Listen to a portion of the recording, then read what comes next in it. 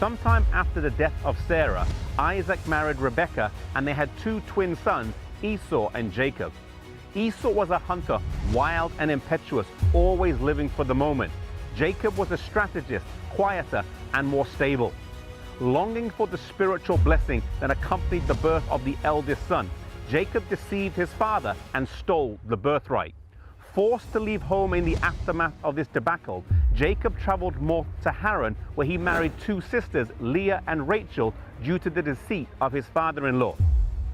Sensing a need to reconcile with his brother, Jacob, along with his wives and children, made the trek back home and made peace with Esau.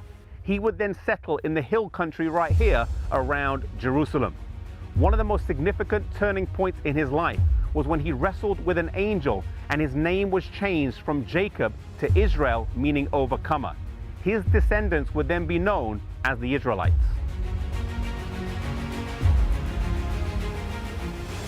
Jacob had 13 children from 4 different women, and his favorite son was Joseph.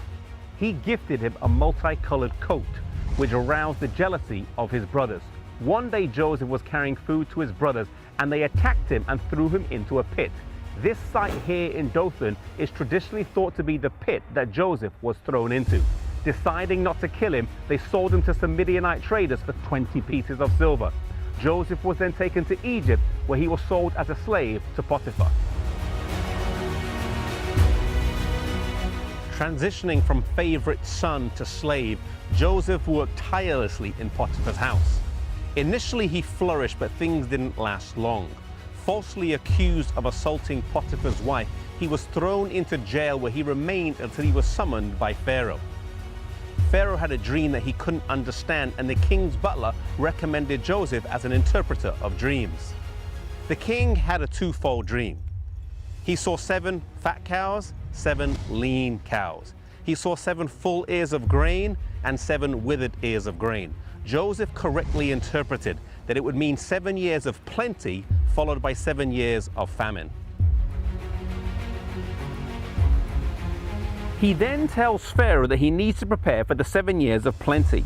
Interestingly, during this time, there was an agricultural program whereby 17,000 acres of land, or 450 square kilometers, is irrigated. Many believe this correlates with the 7 years of plenty. This area of land today is connected by a man-made canal called Baha Yusuf, or Joseph's Canal, to the River Nile, and is known as the Fayum Basin. Then, during the 7 years of famine, there is a land reclamation project whereby all land that is privately owned is consolidated under the crown or pharaoh. Many believe this correlates with Genesis 47, which says they traded their land for food. During the 7 years of famine, Joseph is reunited with his brothers, and he forgives them. And he also sees his father before he dies. His father, though, requests that he be buried not in Egypt, but that they carry his bones back to Israel, and he is buried in the cave of the patriarchs in Hebron. The children of Israel then lived here in Egypt, where the Bible says they lived in the land of Goshen, at first peacefully with their families, for the next few hundred years. This biblical story is rich in meaning, and there are many lessons to learn. Perhaps the most significant lesson from the life of Joseph is how he dealt with misfortune and fame. From favorite son to slave, to prisoner to prime minister, he always put God first in life. Never has someone been subject to such changes in life's circumstances in such a short space of time. Joseph gives us an example of steadfastness in spite of change, no matter what life throws at us. May we be faithful to God and always put Him first, no matter what happens with us.